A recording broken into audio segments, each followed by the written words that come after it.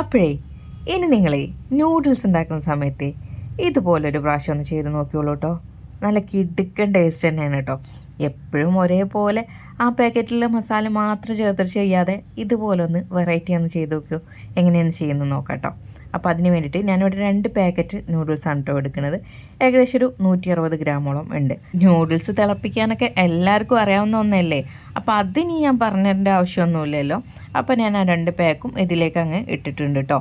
ഇത് നമ്മൾ ഇതിലെ വെള്ളം ഊറ്റിക്കളയണം കേട്ടോ. അത് എല്ലാവർക്കും അറിയാവുന്നതാണല്ലോ. ചിലരെ വെള്ളം ഊറ്റിക്കളയൊന്നുമില്ല, അതുകൊണ്ടാണ് ഞാൻ പ്രത്യേകം അതെടുത്ത് പറഞ്ഞത്. അപ്പോൾ ഞാനിത് ഇപ്പോൾ തിളപ്പിച്ച് കഴിഞ്ഞിട്ടുണ്ട്. ഇനി നമുക്ക് ഇത് ഊറ്റിയിട്ട് വേറൊരു പാത്രത്തിലേക്ക് മാറ്റി വയ്ക്കാം കേട്ടോ.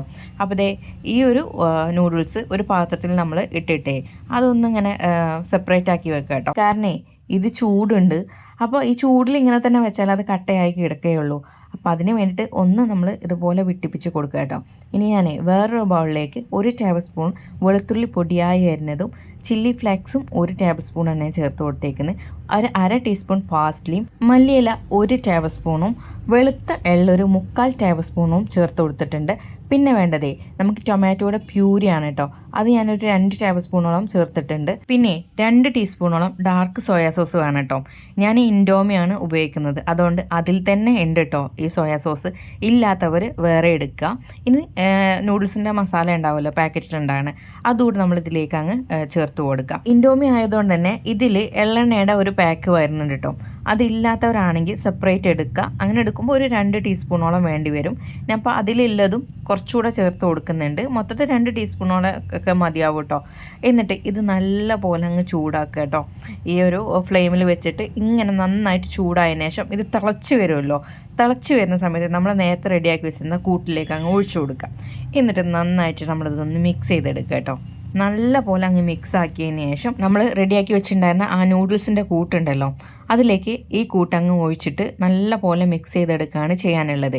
ഇതിൽ ശ്രദ്ധിക്കേണ്ട കാര്യം എന്താണെന്ന് വെച്ചാൽ നൂഡിൽസിന് ചൂടുണ്ടായിരിക്കണം കേട്ടോ. കാരണം തണുത്ത നിങ്ങൾക്കറിയാമല്ലോ നൂഡിൽസ് അത്ര ടേസ്റ്റ് ഉണ്ടാവില്ല. അപ്പോൾ നമ്മളിത് നൂഡിൽസ് വേവിച്ച് ഊറ്റി വെച്ച ആ ഒരു സമയം കൊണ്ട് തന്നെ ഈ ഒരു മിക്സും നമ്മൾ റെഡിയാക്കി വെക്കണം. എന്നിട്ട് രണ്ടും കൂടെ നന്നായിട്ട് അങ്ങ് മിക്സ് ചെയ്തെടുക്കുക കേട്ടോ. ആ ചൂടോടുകൂടി അങ്ങ് കഴിച്ച് നോക്കുക. നല്ല അടിപൊളി ടേസ്റ്റാണ് കേട്ടോ. അപ്പോഴേ എന്നും നിങ്ങൾ ഒരേപോലെ തന്നെയല്ലേ നൂഡിൽസ് തയ്യാറാക്കുന്നത്. ഇനി ഒരിക്കലേ ഇതുപോലെ ഒന്ന് ചെയ്ത് നോക്കേണ്ടി കേട്ടോ. തീർച്ചയായിട്ടും എല്ലാവർക്കും ഇഷ്ടപ്പെടുന്ന ഒരു അടിപൊളി ഈസി റെസിപ്പി അല്ലേ. അപ്പോൾ ചെയ്ത് നോക്കുക. വീഡിയോ ഇഷ്ടപ്പെടുവാണെങ്കിൽ ലൈക്ക് ചെയ്യാനും ഷെയർ ചെയ്യാനും മറക്കരുത്. അതുപോലെ തന്നെ ഈ ഒരു ചാനലിലേക്ക് ആദ്യമായിട്ട് വരുന്നവരുണ്ടാവും. അങ്ങനെയുള്ളവരാണെങ്കിൽ ഈ ചാനൽ ഫോളോ ചെയ്യാനും കൂടെ മറക്കരുത് കേട്ടോ. അപ്പോൾ എല്ലാവർക്കും താങ്ക്സ് ഫോർ വാച്ചിങ്.